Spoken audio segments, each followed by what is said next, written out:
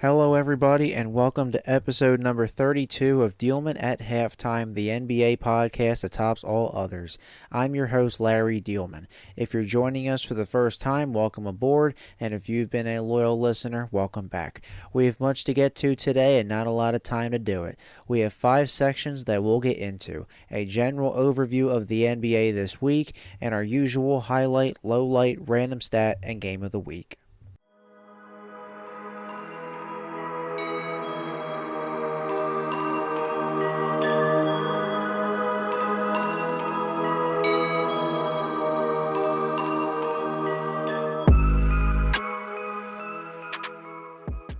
Let's get to our content for the week.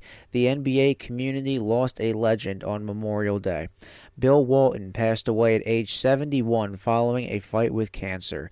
Walton played for the Portland Trail Blazers, LA Clippers, and Boston Celtics in his Hall of Fame career, even though he sat out multiple seasons due to foot injuries. He was a 2-time NBA champion, a Finals MVP, regular season MVP, a 2-time All-Star, 6th Man of the Year, and he's on the NBA's 50th and 75th anniversary teams. Walton won back-to-back titles at UCLA and was a back-to-back-to-back National College Player of the Year. His number 32 is retired by UCLA and the Trailblazers. Walton was also known for his broadcasting career. He will certainly be missed.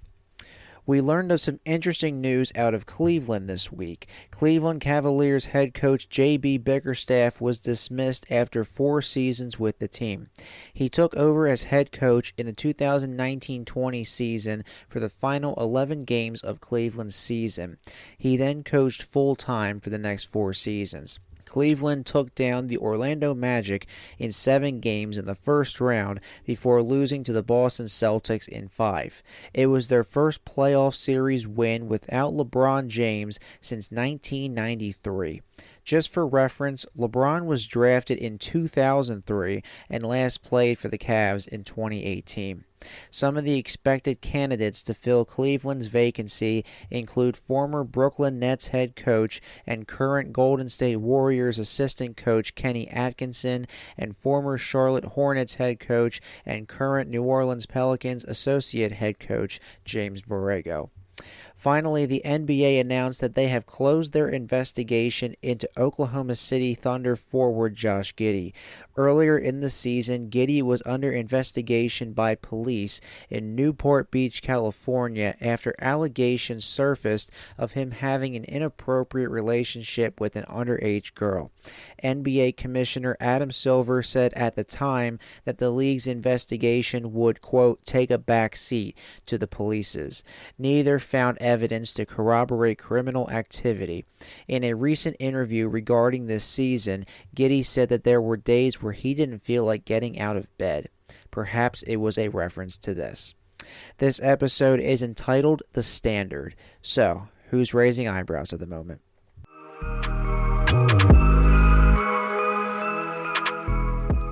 Let's get to our highlight, the Boston Celtics. The Boston Celtics are in a groove as they march closer to an NBA Finals berth.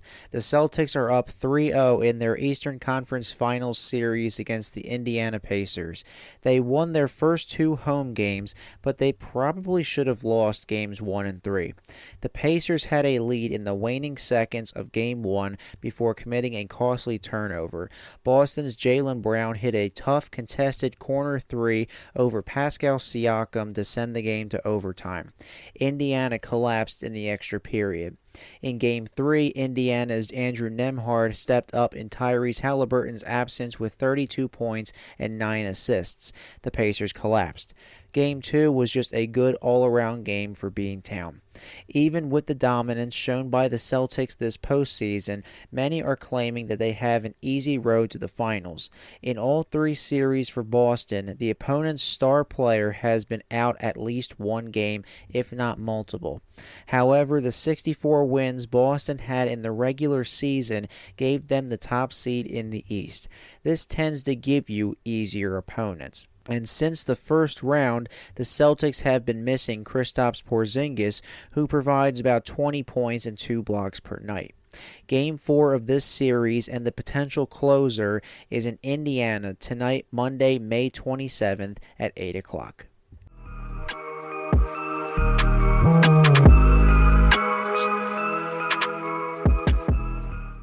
Let's go to our lowlight, the Minnesota Timberwolves. Remember in the Western Conference semifinals when the Minnesota Timberwolves went up 2-0 on the Denver Nuggets on the road and everyone thought it was going to be a sweep? It went to 7. The Timberwolves are down 3-0 in their Western Conference Finals series with the Dallas Mavericks. Instead of being the road team up 2 games like in the previous round, Minnesota is now down 3 games as the home team. Ironic, ain't it? As if losing the first 2 home games wasn't bad enough, Minnesota lost Game 2 on a Luka Doncic 3-point dagger. He hit a step-back triple over Defensive Player of the Year Rudy Gobert. Some fans want Gobert to give the award back, or they've been saying San Antonio's Victor Wembanyama got robbed. Anthony Edwards has had decent games, but Karl Anthony Towns is still the X factor in the Timberwolves game plan. He's been shooting 15 of 54 in this series, or a miserable 27.8%. Yikes. Performances like that aren't going to keep up with Doncic and Kyrie Irving, who both had 33 points in Game 3. Last week, my series prediction was Timberwolves in 5. That's not happening. Game 4 of this series and the potential closer is in Dallas on Tuesday, May 28th at 8:30 p.m.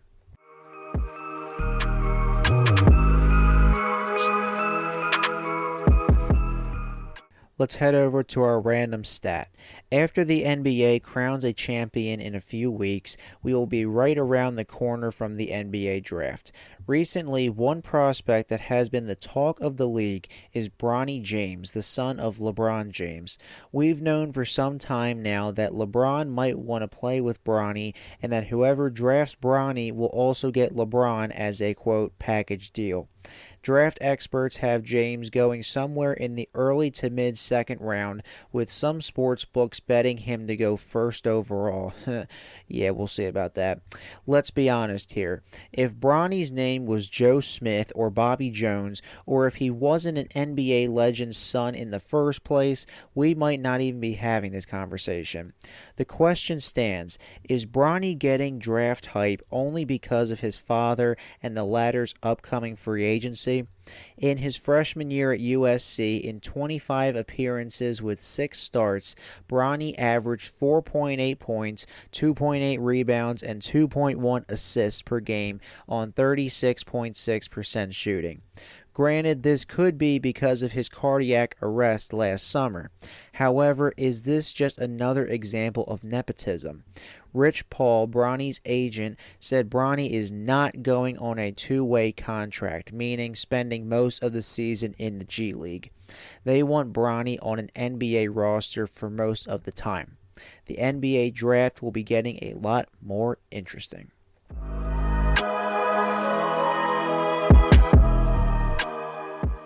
Finally, let's go to Game of the Week. For this week's Game of the Week, let's go with the Boston Celtics at Indiana Pacers.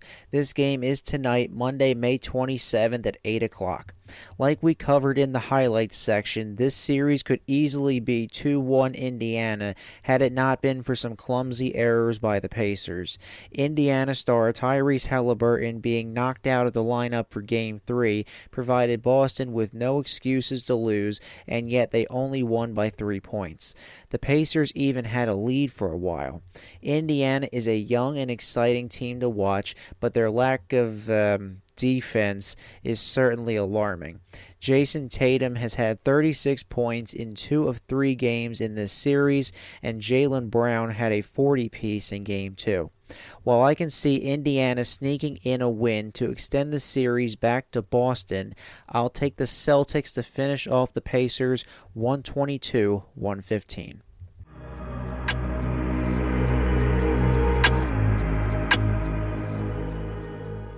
Well, that's all the time we have for today. If you haven't already, make sure to follow me on social media. I have 2 Twitter accounts and 2 Instagram accounts.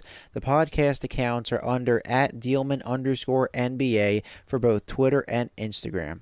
My personal Twitter is @LarryDiehlman18, and my personal Instagram is @Mr_Sports18. They are also in the description on SoundCloud. And don't forget to spread the word about Diehlman at halftime. See you next time, fellow Hoops fans.